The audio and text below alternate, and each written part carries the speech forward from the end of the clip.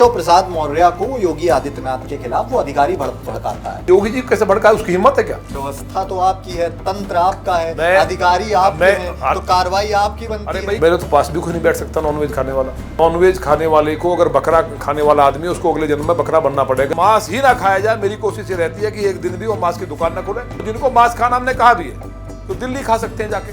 आपके शीर्ष नेता का एक सुझाव आता है आपके लिए कि आप सबूत पेश करिए, उन अधिकारियों पर कार्रवाई होगी। आपका बयान आता है कि हम विधायक लोग सबूत थोड़ी ढूंढते फिरेंगे। 17 में 325 थी जब माने केशव मौर्य जी की लीडरशिप में चुनाव हुआ था। 2022 का जिक्र 2022 में उस तरह की 22 में परफॉर्मेंस इसलिए नहीं हुई क्योंकि केशव माने मौर्य जी वो तब मुखर तौर पर आगे नहीं। जो माने केशव जी ने कहा वो बात बिल्कुल सही है। ये 2027 की तैयारी के मद्देनजर लीपापोती की जा रही है। किसी को प्रेग्नेंट किया गया एक बूढ़े के द्वारा। कौन था? समाजवादी पार्टी का नगर अध्यक्ष। चौराहे पे फांसी लगानी चाहिए ऐसे व्यक्ति को जिससे कि समाज में मैसेज जाए। अखलाक वाला प्रकरण हुआ जो गो तस्कर था। इंदिरा जी ने गोलियां चलवाई थी साधुओं पर, गायों पर। उन्होंने शराब दिया था कि तेरा वंश नष्ट हो जाएगा। इंदिरा जी को फिरोज खान, मेरे दादा अगर कोई खान होते तो मैं हिंदू हो जाता। पिछले लोकसभा चुनावों में 5 लाख का मार्जिन था मोदी जी की जीत का, लेकिन इस बार वो 1.5 लाख में सिमट गए। 2027 में सीएम योगी आदित्यनाथ के नेतृत्व में ही सारे विधायक लड़ने जा रहे हैं। उनके नेतृत्व के आप समर्थन में हैं, उनके ही नेतृत्व में 2027 का विधानसभा चुनाव। देखिए ये सब तो समर्थन कर रहा हूँ, तो समर्थन कर रहा हूँ मैं इसमें भी विरोधाभास है। नहीं। और योगी जी के नेतृत्व में चुनाव नहीं लड़ा जाता है। उत्तर प्रदेश में जब योगी आदित्यनाथ विरोधियों के खिलाफ प्रत्यंचा चढ़ाते हैं तो पूरे संगठन की भूमिका उस सारथी की होनी चाहिए जो एकजुट होकर इस विजय रथ को आगे ले जा सके। लेकिन सूबे में फिलहाल जो सियासी परिस्थिति है वो थोड़ी सी जुदा नजर आ रही है। उत्तर प्रदेश भाजपा में दबे कुचले स्वर में इस तरह की हेडलाइन बन रही है कि उत्तर प्रदेश भाजपा में कुछ भी ठीक नहीं चल रहा है। योगी आदित्यनाथ, केशव प्रसाद मौर्य दोनों के बीच खटास की खबरें आपने तमाम हेडलाइनों में पढ़ी होंगी। ऐसी तमाम अटकलों और संभावनाओं पर जवाब देने के लिए हमारे साथ आज मौजूद हैं बीजेपी के विधायक हैं लोनी से, विवादित और चर्चित नाम है नंद किशोर गुर्जर जी। आज हमारे साथ जुड़े हैं। तमाम बेबाक और ज्वलंत सवालों का बेबाकी के साथ जवाब देने के लिए रेडी हुए हैं। बहुत स्वागत गुर्जर साहब आपका। जी आगे बढ़े। सबसे उससे पहले सवाल आपके लिए कि पहले ये बताइए कि बीते रोज आपकी योगी जी से मुलाकात हुई, सिक्योरिटी वापस होने का मसला काफी मुखर तौर पर आपने उठाया, वापस भी की सिक्योरिटी, ये तमाम अखबारों की हेडलाइन भी बनी। और उस बीच अब आपका एक बयान आता है अभी बीते रोज कि संगठन सरकार से बड़ा है। तो इस तरह की बातें भी होने लगी, लोग ये कोट करने लगे कि भाई कहीं ना कहीं सरकार की खिलाफत है इस बयान में। देखिए पहले तो हम विवादित कभी रहे नहीं। जो सही है सही को सही हम कहते हैं। अब उसको मीडिया का अपना क्या व्यू है वो विरोधी आपके विवाद खड़ा करते हैं। नहीं, विरोधी करते रहे। विरोधी अगर विरोध करेंगे तो विवाद। दूसरी बात, जहाँ तक बात सिक्योरिटी की है तो मैंने सिक्योरिटी कभी मांगी नहीं और ना मैंने कभी हटाने की बात की। ये काम इंटेलिजेंस का है कि हमें क्या सुरक्षा चाहिए नहीं चाहिए। हमारी लड़ाई जो है उस बात को आप लोग समझ नहीं पा रहे हैं। हमारे सिक्योरिटी का विषय ही नहीं है। हमारा केवल इस बात का है कि एक अधिकारी, विधायक का प्रोटोकॉल चीफ सेक्रेटरी से बड़ा होता है। एक अधिकारी ये बयान देता है कि हिस्ट्री सीटर और विधायकों की सुरक्षा हटाई जाएगी। तो इस बात पे हमारा विरोध है कि हिस्ट्री सीटर के साथ विधायक को जोड़ना। और ये बयान इसलिए दिया गया, ये दिखाने के लिए कि विधायक हमारे सामने कुछ नहीं है, हम सुपर हैं। विरोध इस बात का है। इसलिए हमने कहा कि अगर ये बयान दिया तो हमने सिक्योरिटी को वापस करते हैं। हमें सिक्योरिटी की कोई आवश्यकता नहीं है। और उस बात को भिन्न भिन्न प्रकार से लोगों ने चलाया। और संगठन सरकार से बड़ा है ऐसे वक्त में जब उत्तर प्रदेश में इस तरह की तमाम अटकलें हैं, तमाम बातें हो रही हैं, आपका बयान आता है तो तमाम अटकलों को आप बल देने का काम। ऐसा नहीं है। केशव जी, योगी जी, पाठक जी, हम सब, चाहे हम विधायक हैं, माने सांसद हैं, माने मुख्यमंत्री हैं, दोनों डिप्टी सीएम है, या माने मंत्री हैं, या पूरा संगठन है, वो सब एक है, एक दूसरे के पूरक हैं। इसको ये बात सही है कि सरकार से बड़ा संगठन होता है और ये किसी भी पार्टी में होता है, तो इसको कोई विवाद का रूप देना या इस तरह की बात कहना कि ये सरकार के खिलाफ बात है, ये नासमझी की बात है। क्योंकि संगठन अगर नहीं होगा तो मैं विधायक नहीं बनता, और मैं विधायक नहीं बनता तो सरकार बनना संभव नहीं था। तो जब संगठन ही, क्योंकि संगठन माँ है, अच्छा विधायक जी, तो ठीक है, वो आपने बात सर्वोपरि है संगठन, तो संगठन ही सरकार बनाता है, इसलिए संगठन हमेशा बड़ा होता है, चाहे किसी भी पार्टी में। इस परिस्थिति में इस वक्त ये बयान देने की जरूरत क्यों पड़ी, पहले आप ये बताएं। नहीं, बयान देने की नहीं, जब पूछा गया कि भाई वहाँ संगठन जो सरकार से बड़ा कार्य समिति की जो बैठक हुई, तो मैं नहीं कह रहा है, तो पूरी दुनिया मानती है, सारे मेरा केवल अकेला बयान नहीं है, माननीय प्रदेश अध्यक्ष जी का बयान है, माननीय डिप्टी सीएम साहब का भी है, और माननीय मुख्यमंत्री से भी आप पूछेंगे तो वो भी इसी बात को कहेंगे। और ये जो संगठन सरकार से बड़ा है, यही आपकी तर्ज पर बीते रोज डिप्टी सीएम जी की ओर से, केशव प्रसाद मौर्य जी की ओर से ट्वीट किया गया। बाद में वही ट्वीट जब विवाद बढ़ने पर डिलीट करना पड़ा।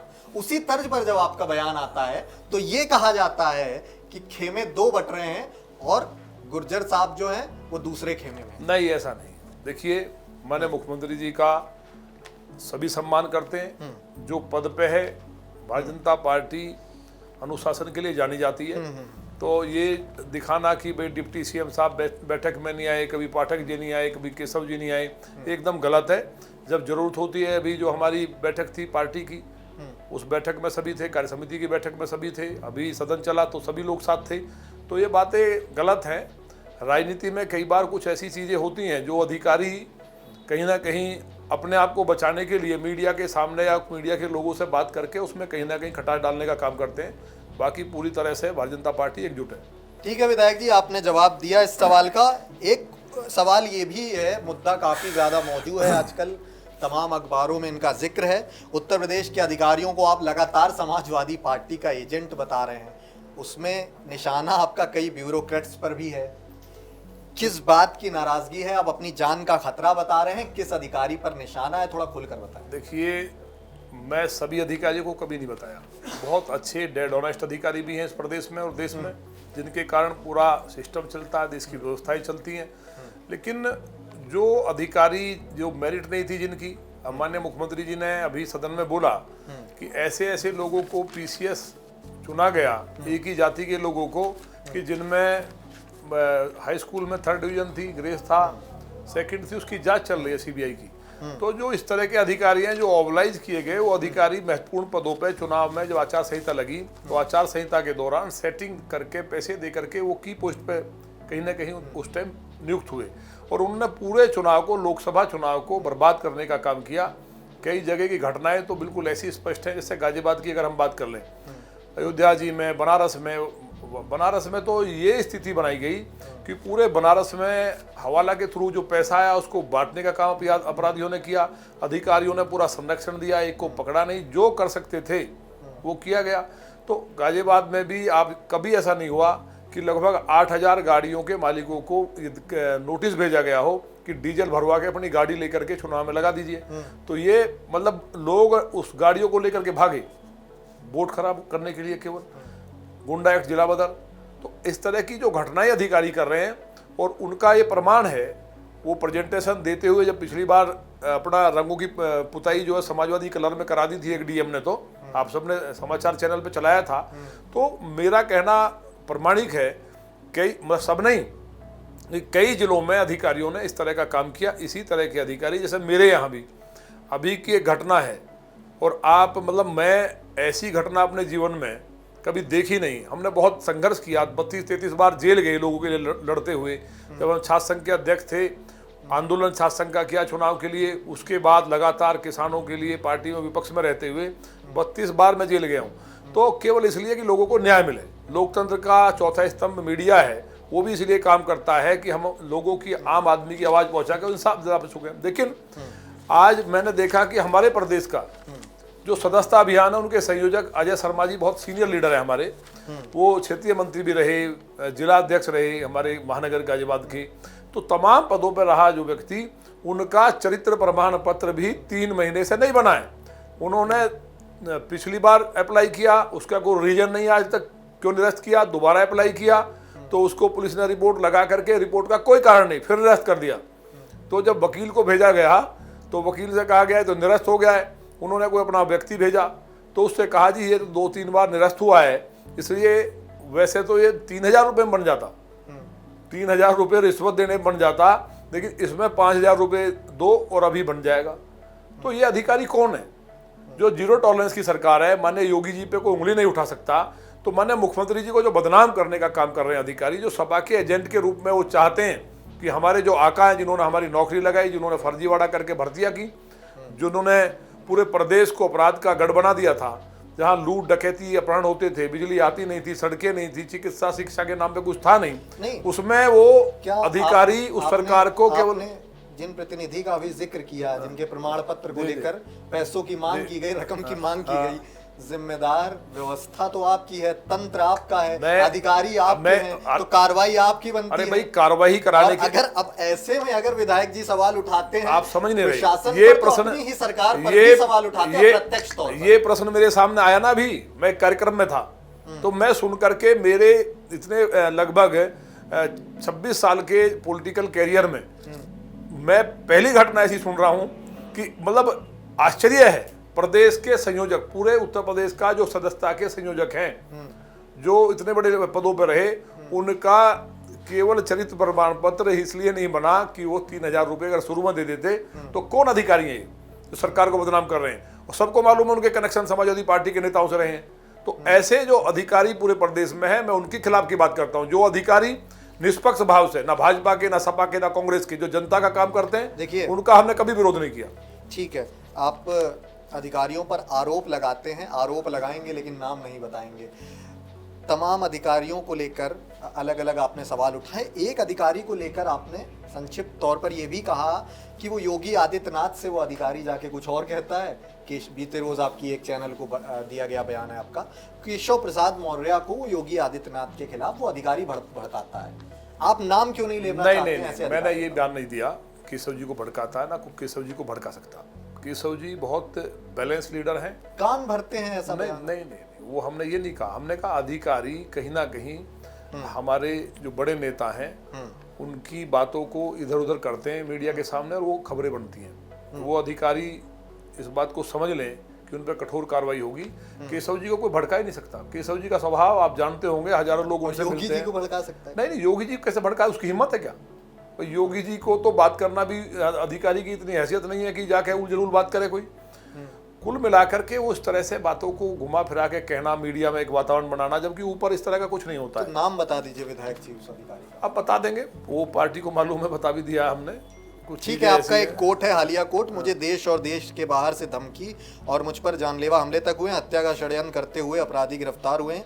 इसके बावजूद गाजियाबाद पुलिस के कमिश्नर की ओर से मुझे अपमानित करने और खुद को सर्वोच्च दिखाने, अनुशासनहीनता करते हुए अखबार में बयान दिए गए। कमिश्नर को लेकर आप कह रहे हैं, और मेरी सुरक्षा भी हटवा दी। गाजियाबाद पुलिस कमिश्नर के ऊपर आरोप है आपका।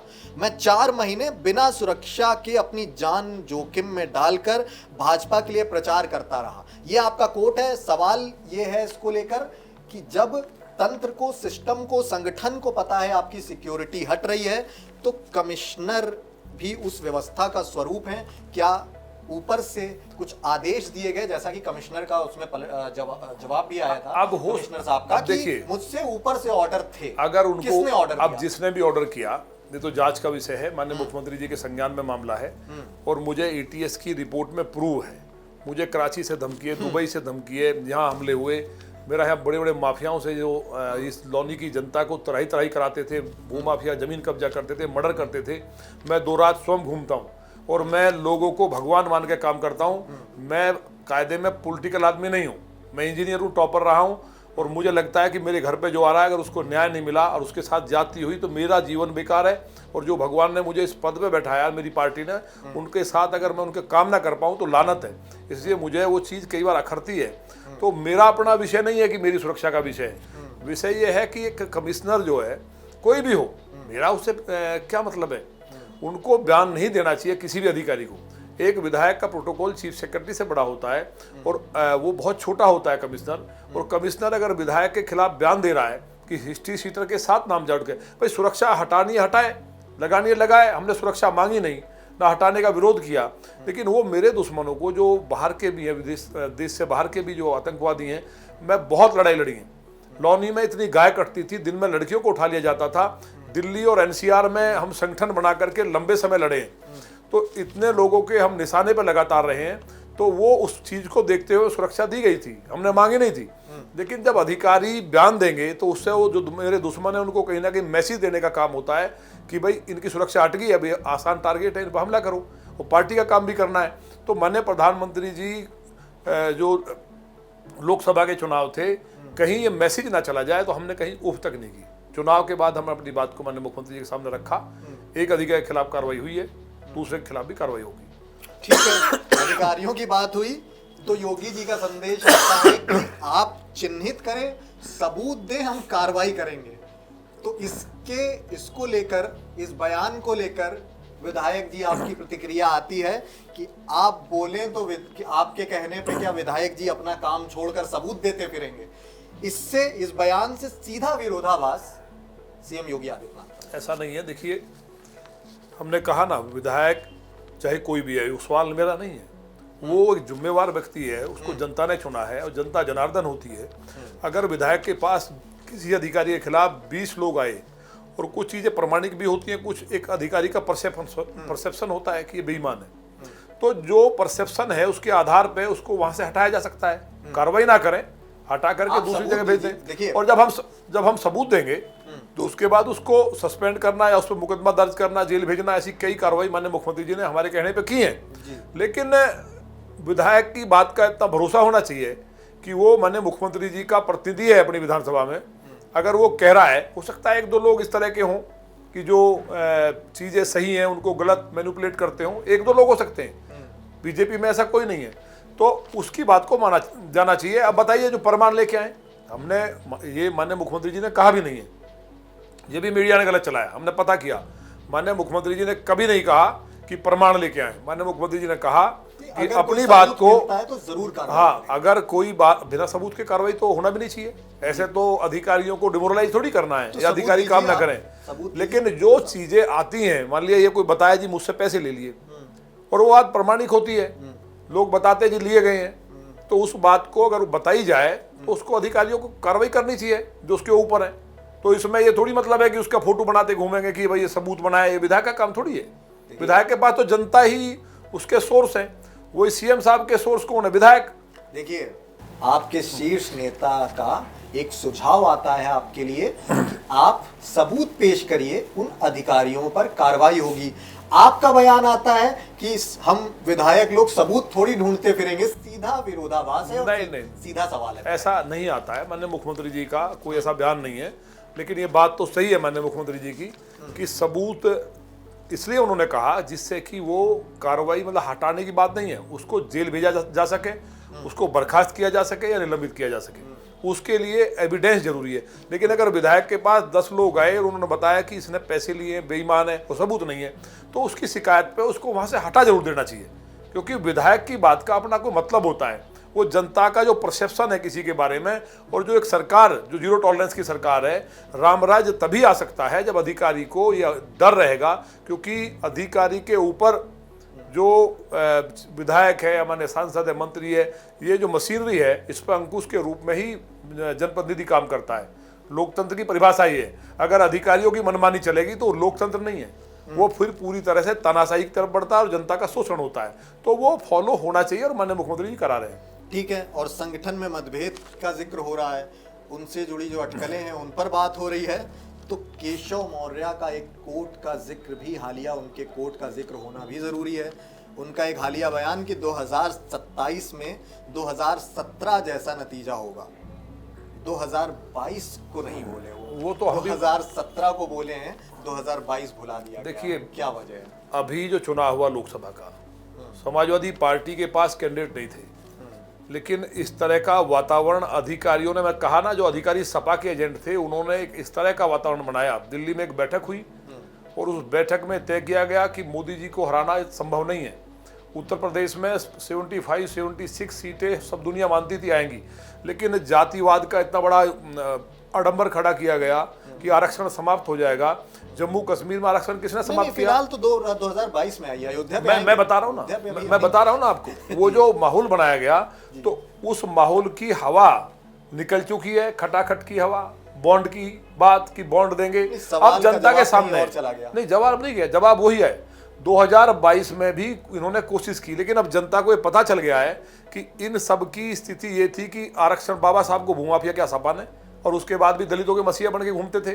किसान विरोधी 10 पैसे नहीं दिए मैंने, मोदी जी उनको 6000 रुपये हर महीने किसान सम्मान निधि और तमाम योजनाएं थी। किसान आंदोलन को जिस तरह से एक नेता को फर्जी बैठा करके, जो इतना बड़ा, अगर तीनों बिल आते तो मैंने प्रधानमंत्री किसानों को मसीहा होते, तो ये सब नैरेटिव सेट करके, और उन्होंने जहां जिनकी 4 सीटें आनी थी वहाँ उनकी सीटें आई, तो जनता को ये पता चला कि हमारे साथ धोखा हुआ, छल हुआ, जनता आक्रोशित है। तो जो 2017 में हम 325 सीट थी, मैं तो 350 बोल चुका हूँ। मेरा तो हर अभी जितने भी आपके यहाँ स्टेटमेंट्स आए हैं उनमें जनता में गुस्सा है कि ये तो वही फ्रॉड है जो बलात्कार का समर्थन करते थे, आतंकवादियों को रिहा करते थे, जिन्होंने आरक्षण समाप्त किए, जिन्होंने कारसेवकों को मरवाया, और बेटियों के बलात्कार का भी कहीं ना कहीं जो लगातार उनके नेता समर्थन करते रहे, उसकी जननी है, उनका एजेंडा है कि बलात्कार बेटियों के हों, जिस तरह अयोध्या जी में भी आपने देख लिया हालिया। तो ये सब चीजें जब सामने आएंगी तो 350 सीट आएंगी। तो अब आप मुद्दे पे सही बात तो पे आए हैं। वो आएंगी। केशव मौर्य जी की लीडरशिप में था, हाँ। इसलिए उन्होंने उसका जिक्र किया। नहीं, अभी क्या ऐसा है? नहीं, वो उनकी लीडरशिप में हुआ ही था चुनाव।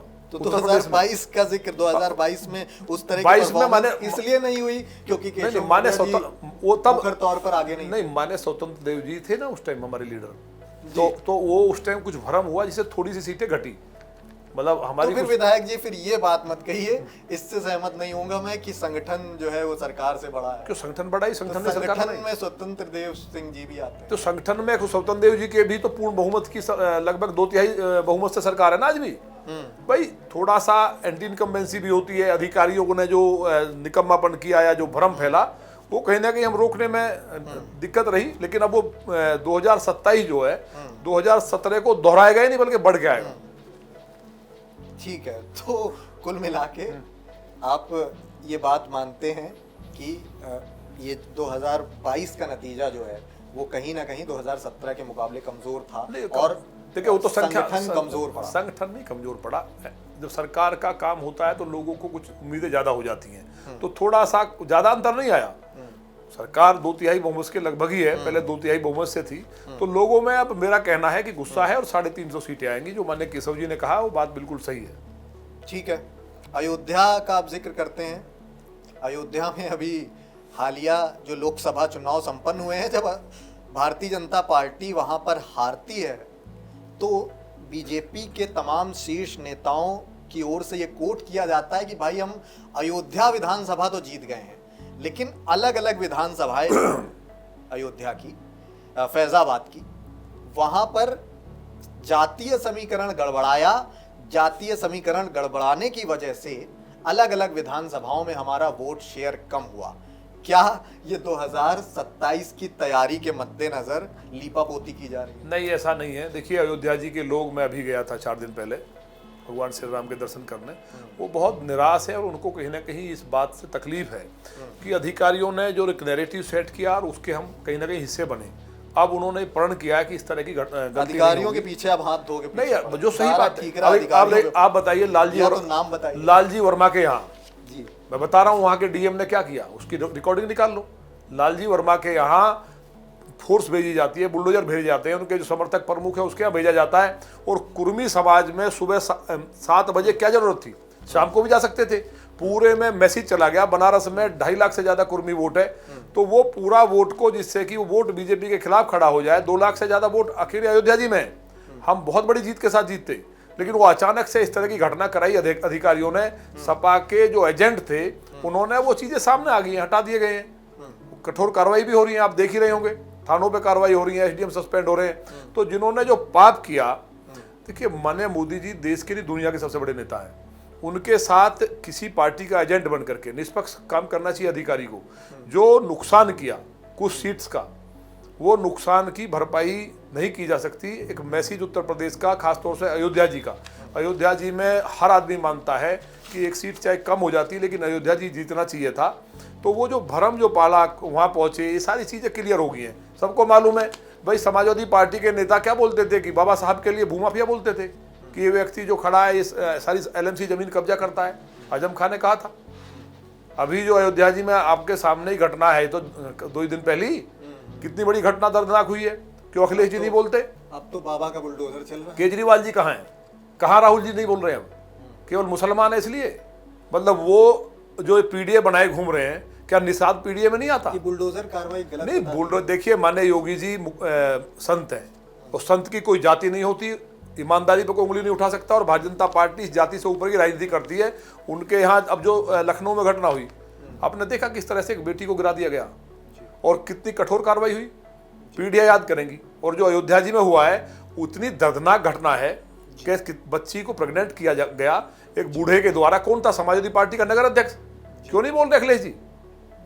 तो जो पार्टी के नेता कहते थे एक लड़कों से बलात्कार हो जाते, कोई बात नहीं, तो उनका तो अखिलेश यादव जी का इसमें इस कार्रवाई को लेकर ये कोर्ट आया था, हालिया कोर्ट था कि ये कार्रवाई न्याय संगत होनी चाहिए, प्रशासनिक दायरे में रह के होनी चाहिए, उनका ये कहना था। नहीं, इतनी बड़ी घटना में भी मुझे नहीं कहना चाहिए। अगर उनके किसी गांव की या कहीं परिवार का किसी बच्ची के साथ ये घटना होती तो अखिलेश जी कहते इसके टुकड़े कर दो। ये घटना बहुत छोट, मतलब अब ये कार्रवाई जो है ना बुलडोजर वाली, ये पर्याप्त नहीं है। इस तरह के दरिंदों को, जो समाज में कलंक है, जो एक दहशत पैदा करते हैं, उस बच्ची की जिंदगी का क्या होगा, वो जीवन भर एक जिंदगी खत्म होगी।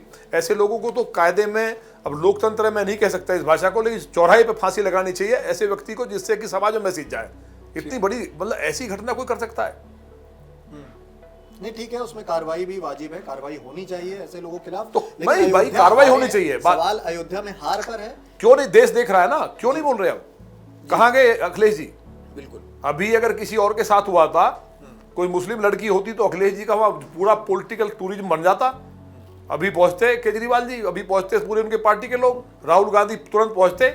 अखलाक वाला प्रकरण हुआ जो गो तस्कर था, जो हिंदुओं की माँ गाय है, जिसकी भावना जुड़ी है, गोहत्या बंदी कानून है, वहां गाय काटने वाले के लिए सारे के सारे गए, मुआवजा दिया, मकान दिया, नौकरी दिए गो तस्कर को। आज क्यों नहीं बोलते? ये आज कोई नहीं जा रहा, मुंह में दही जम गई ना, तो पूरा उत्तर प्रदेश देख रहा है। ये समाप्त हो जाएंगे, पार्टी समाजवादी पार्टी समाप्त हो जाएगी, और राहुल जी के साथ खड़े हैं तो निश्चित समाप्त हो जाएंगे। ठीक है, और राहुल गांधी जी के साथ खड़े हैं, निश्चित तौर पर समाप्त हो जाएगी। आप ऐसा कह रहे हैं, समाजवादी पार्टी नहीं, वो शराब है ना, मैं इसलिए कह रहा हूँ शराब है उनको। राहुल आपको मालूम होगा, आपके चैनल के माध्यम से बताना चाहता हूं मैं पूरे देश की जनता को, 7 नवंबर 1966 को इंदिरा जी ने गोलियां चलवाई थी साधुओं पर, गायों पे। 2500 संत और लोग मारे गए थे पार्लियामेंट के सामने। इतना जघन्य अपराध, गाय मारी गई थी। करपात्री जी महाराज जो बहुत बड़े संत थे, सिद्ध पुरुष थे, उन्होंने पेट पकड़ के रोते हुए शराब दिया था। और करपात्री जी महाराज मतलब ऐसे ही नहीं है, उनकी बड़ी बड़ी घटनाएं चमत्कार है। उनका शराब जिंदगी को कभी खाली जा सकता। उन्होंने शराब दिया था कि तेरा वंश नष्ट हो जाएगा, इंदिरा जी को, तो वो वंश नष्ट ना हो इसलिए एक साउथ के ब्राह्मण ने बताया भी था। अच्छा, सोनिया जी को, एक सवाल, लेकिन उन्होंने उसको उपाय नहीं किया।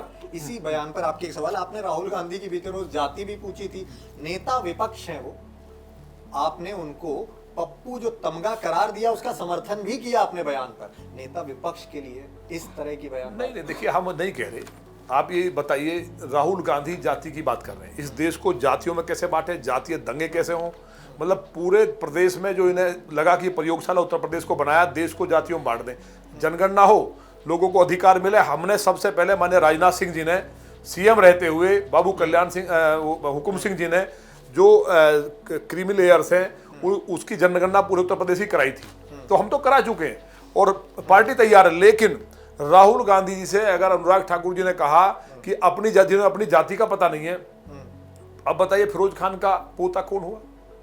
कौन हुआ? वो हिंदू हो सकता है? मतलब, और तुम फॉर्म भर रहे हो हिंदू, तो निरस्त नहीं होना चाहिए, उनके ऊपर एफआईआर नहीं होनी चाहिए, मतलब इस देश का मूर्ख बनाया जाएगा। मतलब फिरोज खान मेरे दादा अगर कोई खान होते तो मैं हिंदू हो जाता।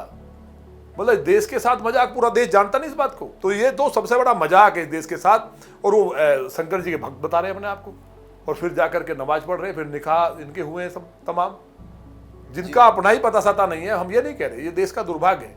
इन लोगों ने बहुत पाप किया, देश के टुकड़े किए। कश्मीर में 370 लगा करके दलित समाज का आरक्षण समाप्त कर दिया था। प्रमोशन में आरक्षण को अखिलेश जी ने समाप्त किया। बाबा साहब के लिए क्या नहीं बोला, उनके नाम से जितने भवन थे उनके लिए क्या नहीं किया। और बहन मायावती जो दलितों की मसीहा हैं, जिन्होंने दलितों के सम्मान को बढ़ाया, उनको हत्या करने की साजिश हुई, भारतीय जनता पार्टी नहीं बचाती तो उनका कत्ल कर दिया था। तो जिनके हाथ खून से रंगे हैं, जो पार्टी का उद्देश्य केवल सत्ता प्राप्त करके लूटना है, सिपाही में क्या होता था, तो ये लोग पूरा देश जानता है। तो राहुल जी का जो श्राप है उनको, जो कृपात्री महाराज का है, उनके साथ खड़े तो वो भी निपट जाएंगे। तो फिलहाल सवाल अयोध्या पर था। अयोध्या पर आपने बताया कि अधिकारी जिम्मेदार हैं, ध्रुवीकरण हो गया जातियों का अधिकारियों की मिलीभगत से। चलिए, ये मानी जा सकती है आपकी बात, आपका बचाव, आपकी सफाई कि अयोध्या में ध्रुवीकरण हुआ। काशी में 10 लाख वोट के मार्जिन से जीतने की बात कही जा रही थी, टारगेट ले रहे थे कि 10 लाख के वोटों से जीतेंगे। पिछले लोकसभा चुनावों में 5 लाख का मार्जिन था मोदी जी की जीत का, लेकिन इस बार वो 1.5 लाख में सिमट गए। वहां पर क्या अधिकारियों का? देखिए, मैंने काशी की बात बता दी आपको, आपने शायद ध्यान नहीं दिया। काशी जी में हवाला के थ्रू पैसा आता है कट्टरपंथी मुल्कों से, और उन लोगों के नाम भी आगे आ चुके हैं, कार्रवाई भी उन पर होगी। अपराधियों ने, आतंकियों ने घर घर पैसे बांटे, और मैंने कहा ना, जो कुर्मी समाज के अंदर जो रिएक्शन किया, 2.5 लाख से ज़्यादा वोट है। और उसके साथ जिस तरह दलितों का संविधान, जो पूरा नैरेटिव सेट किया, और जो पूरा प्रयोगशाला विदेशी ताकतों से पैसे लेकर के जो कांग्रेस ने बनाया और वहाँ जो माहौल बिगाड़ने का काम किया, वो चीज़ें सामने आ गई हैं। बनारस के लोग भी हों, अयोध्या जी के लोग हैं, उत्तर प्रदेश का एक एक व्यक्ति इस बात का पश्चाताप कर रहा है कि जिस मोदी जी ने शौचालय दिए बेटियों को, जिन्होंने किसानों के लिए आज तक किसी ने कोई काम नहीं किया। उत्तर प्रदेश में तो किसानों का पेमेंट ही नहीं होता था 5-5 साल तक, अब साथ के साथ पेमेंट हो रहा है। तो ये तमाम चीज़ें लोगों के सामने, सड़कें, बिजली, पानी, शिक्षा, चिकित्सा, हर जिले में मेडिकल कॉलेज, मतलब उत्तर प्रदेश का नक्शा बदल गया है। हम उत्तर प्रदेश 6-7वें नंबर पे आता था आर्थिक स्थिति, आज हम 2nd नंबर पे हैं, और बहुत जल्दी हम फर्स्ट नंबर पे होंगे, और कई मामलों में पहले नंबर पे हैं। तो ये जो बदलाव है, उत्तर प्रदेश का हर व्यक्ति ये मानता है कि कहीं ना कहीं एक इस तरह का प्रपंच रचा गया, और सोशल मीडिया का जो दुरुपयोग हुआ, जो अधिकारियों ने मिल करके, आपको बता रहे हैं ना, कई डीएम ने फोन किए हैं, मीडिया वालों को मैनेज किया है कि खबरें चलाइए बीजेपी के खिलाफ। तो मैंने मुख्यमंत्री जी को सारी जानकारी है, ऑपरेशन शुरू हो गया है, कई जगह ऑपरेशन हो रहा है, उसकी छींटें आ रही हैं, लेकिन धीरे धीरे बड़े ऑपरेशन हो रहे हैं। अधिकारी तो खैर, अगर आप जैसे आपके आरोप की माने तो वो अलग राह पर चले हैं, लेकिन जब इस तरह की बातें भी सामने आएंगी कि जब केशव मौर्य जी और योगी आदित्यनाथ जी की ही नहीं बन रही है, 2 फाड़ है संगठन ही, तो फिर कैसे सरकारी व्यवस्था? ये बेकार की बात है। केशव जी, माने योगी जी का देश के अंदर एक अलग मुकाम है, और केशव जी का जो मैं देखता हूँ कि केवल पिछड़ों में ही नहीं, मैं कई राज्यों में, बाहर भी उत्तर प्रदेश के राज्यों में प्रचार के लिए गया हूँ।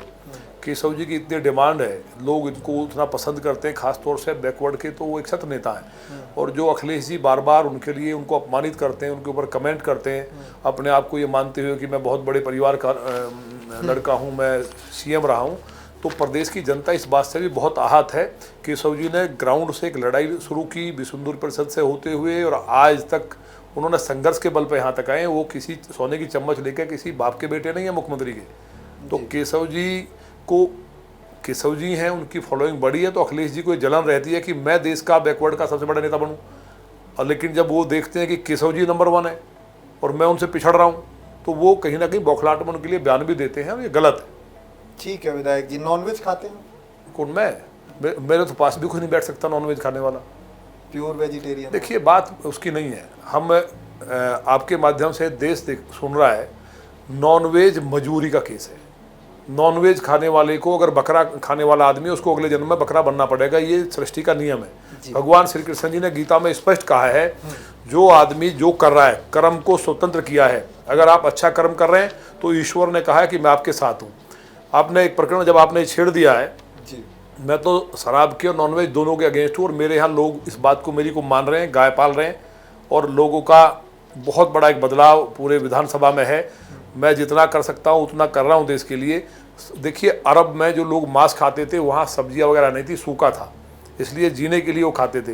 लेकिन हम अपनी जीभ के टेस्ट के लिए निरीह जानवरों को मार करके खाएंगे, तो अगले जन्म में बकरा मुर्गा हमें बनना पड़ेगा, ये तय। और इसका प्रमाण इसलिए है क्योंकि गीता में एक एक बात सिद्ध है। पितामह भीष्म ने कहा, मैंने भगवान 100 जन्म याद है, मैंने कोई गलत काम नहीं किया, तो मेरे अंदर जो कील घुसी है, ये जो बाण लगे हैं, इसका कारण क्या है? तो उन्होंने कहा कि आपने उठा करके एक सांप को कांटों पर फेंक दिया था, और उसके अंदर जो कांटे घुसे, उसका बदला तुम्हें 101वें जन्म का अब मिल रहा है। इसलिए जो लोग मांसाहारी हैं, मेरा उनसे भी कहना है कि एक से एक ड्राई फ्रूट्स हैं खाने के लिए, एक से एक दूध है, घी है और बहुत पौष्टिक आहार प्रकृति ने दिए हैं। अब बताइए, मांस खाने वाला व्यक्ति को तमाम बीमारियां होती हैं, खासतौर से पेट की और तमाम सांस की। लेकिन आप बताइए, हाथी केवल पत्ते खाता है। हाथी का अभी तो सुना कि कैल्शियम कम हो गया?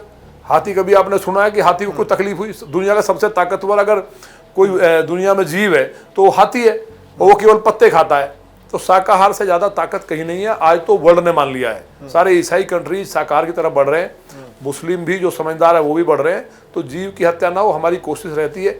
लेकिन जो खा रहे हैं उसमें हम कहेंगे तो कहीं ना कहीं विवाद की बात आएगी। जो जैसा कर रहा है भोगना तो पड़ेगा। ठीक है, आपने नॉनवेज का स्पष्टीकरण दिया, लेकिन जब सावन से पहले सावन आती, जब आप नॉनवेज में पूर्ण बैन की मांग साल दर साल उठाते हैं, तो आपके वोटर्स ही तमाम नॉनवेज ईटर्स को मिर्च लगने लगती है और वो कहते हैं कि भाई खाने पीने पर पाबंदी नहीं होनी चाहिए। देखिए, मैं वोट की चिंता कभी करता नहीं जी। मैं तो बताया ना, मैं इंजीनियर था। जब गाय कटती देखी मैंने, लड़कियों को उठा लिया जाता था। लौनी पे जिला गाजियाबाद मूवी बनी, क्राइम पे, गैंगवार पे, मर्डर, डकैती, अपहरण होता था। अपराधी वहाँ जनप्रतिनिधि बनते थे और लोगों की जिंदगी वहाँ हलकान थी, लोग पलायन कर रहे थे। तो ऐसे टाइम में भगवान भोलेनाथ ने और मेरी पार्टी ने मुझे चुना, तो मैंने वहाँ दिन रात काम किया। आज लौनी के अंदर रामराज है। लौनी के अंदर क्राइम नहीं है जिस लौनी के अंदर प्रतिदिन मेरे सामने 7 मर्डर हुए व्यापारियों के। रंगदारी होती थी क्योंकि दिल्ली का बॉर्डर था। तो वहाँ केवल सावन में नहीं, लौनी के अंदर मांस ही ना खाया जाए। मेरी कोशिश ये रहती है कि एक दिन भी वो मांस की दुकान ना खुले, और मैं लौनी में मांस की दुकान खुलने भी नहीं देता हूँ। जहाँ खुलती है पूरे साल। तो सावन का कोई विषय नहीं है। लौनी के अंदर रामराज में आपने कहीं देखी मांस की दुकान? कहीं आपने देखा कि राम जी का कहीं यात्रा निकल रही है या कहीं हुआ है तो मांस की दुकान खुली हुई है? तो रामराज में मांस की दुकान नहीं थी ना। तो लोग कहते हैं जी जीव हो जाएंगे, कहाँ जाएंगे? अरे जीवों के लिए जंगल बहुत है भाई जी। है कोई आपको काट के खाए किसी आदमी को, तो ये कोई मतलब तो नहीं है। तो लोगों को हम लोग धीरे धीरे लोग हमारी बात को मान रहे हैं। और जिनको मांस खाना हमने कहा भी है तो दिल्ली खा सकते हैं जाके, वो दिल्ली जाए। लौनी में नहीं खाना चाहिए, लौनी में कोशिश करना चाहिए। लोनी विधानसभा के अंदर लौनी मांस की बिक्री बिल्कुल नहीं खाना नहीं किसी भी तरह नहीं। अगर होती है तो हम कार्रवाई कराते हैं जी। अगर होती है तो हम लोग कार्रवाई कराते हैं और प्रशासन कार्रवाई भी करता है। एक कानून बनवा दीजिए आप योगी जी को बोल के कि पूरे उत्तर प्रदेश में नॉनवेज। अब देखिए, माननीय योगी जी ने अभी कई ऐसे कानून बनाए हैं, चाहे नकल के मामले में कानून हो, धर्मांतरण का कानून हो। मतलब इस बार की विधानसभा में भले ही हमारा सप्लीमेंट्री बजट भी था, छोटा सत्र था, लेकिन ऐसे कानून आए हैं कि जो मील के पत्थर साबित होंगे, उत्तर प्रदेश को नक्शे को बदलने का काम करेंगे। ठीक है, और आखिरी सवाल आपसे, इस बयान को आपके मैं रिकॉर्ड करके रखूंगा भविष्य के लिए। क्या 2027 में सीएम योगी आदित्यनाथ के नेतृत्व में ही सारे विधायक लड़ने जा रहे हैं? उनके नेतृत्व के आप समर्थन में हैं? उनके ही नेतृत्व में 2027 का विधानसभा चुनाव देखिए, ये सवाल जा रही है भारतीय जनता पार्टी, और आप उसका समर्थन करें? ये सवाल ऐसा है, मैं तो समर्थन कर रहा हूँ जी। ठीक है, मैं तो संगठन की हर बात का समर्थन तो करता हूँ। समर्थन कर रहा हूँ मैं संगठन इसमें भी विरोधाभास है। नहीं विरोधाभास कहाँ है? मैं अगर समर्थन कर रहा हूँ तो मैं समर्थन कर रहा हूँ तो विरोधाभास है। मैं तो समर्थन कर रहा हूँ, मैं तो नहीं दूसरे नहीं, मैं समर्थन कर रहा हूँ। लेकिन ये विषय पार्टी का है, पार्टी हाईकमान का है, और योगी जी के नेतृत्व में चुनाव नहीं लड़ा जाता है कभी भी। ना 17 में लड़ा गया, ना 22 में लड़ा गया, ना 27 में लड़ा गया। बड़ा चेहरा आप नहीं हमारे यहाँ फिर वही संगठन जो है ना, संगठन चुनाव लड़ता है। अब जो भी प्रदेश अध्यक्ष होंगे 27 में, उन्हीं की लीडरशिप में लड़ा जाएगा। योगी जी जो काम किया है प्रदेश में और लोगों के लिए संगठन और सरकार ने मिलकर काम किया है, उसका रिजल्ट संगठन के माध्यम से आता है। लीडर कौन बनेगा ये हाईकमान दिल्ली में तय करती है या प्रदेश का लीडरशिप तय करती है। लेकिन माननीय योगी जी केवल उत्तर प्रदेश के नहीं, देश के लोकप्रिय मुख्यमंत्री हैं और दुनिया में भी उनका नाम है। लेकिन जनता वोट देगी जो मुख्यमंत्री चेहरा है उसके नाम। नहीं तो मुख्यमंत्री तो योगी जी है ही, लेकिन चुनाव जो है संगठन के मुखिया की ही लीडरशिप में, दिल्ली में जो हमारे माननीय राष्ट्रीय अध्यक्ष होंगे उस टाइम, और जो यहाँ होगा। अब चेहरा तो माननीय मोदी जी देश में सबसे बड़ा चेहरा है, दुनिया में सबसे लोकप्रिय हैं, और उत्तर प्रदेश में माननीय योगी जी हैं और उनकी सरकार का काम है। लेकिन चुनाव संगठन ही लड़ता है। और कौन चेहरा हो सकता है? नहीं, चेहरा कौन हो सकता है? चेहरा तो सब सामने है, लेकिन किसको पार्टी बनाएगी अध्यक्ष, प्रदेश अध्यक्ष? अभी अगले महीने संगठन की सदस्यता का काम है, फिर चुनाव होंगे, तो कौन प्रदेश अध्यक्ष होंगे, कौन राष्ट्रीय अध्यक्ष होंगे, ये तो केंद्रीय नेतृत्व तय करेगा। केशव मौर्य जी डिजर्व करते हैं, केशव मौर्य जी को होना चाहिए। क्या होना चाहिए? उत्तर प्रदेश का अध्यक्ष, उत्तर प्रदेश भाजपा अरे अध्यक्ष तो रहे हैं माननीय केशव जी। अभी होना चाहिए अगले अभी ये नहीं, आपकी इच्छा मेरी है मैं तो एक कार्यकर्ता हूँ, मेरी हैसियत क्या है? जो पार्टी तय करेगी, अब पार्टी हमको तय करेगी आपको वहाँ जाके काम करना है, जम्मू कश्मीर में तो करेंगे भाई, कार्यकर्ता के नाते तो काम करेंगे, इसमें हमारी कोई हैसियत नहीं है, तो बड़े नेताओं का काम है। ठीक है, बहुत शुक्रिया नंदकिशोर गुर्जर जी, विधायक भारतीय जनता पार्टी।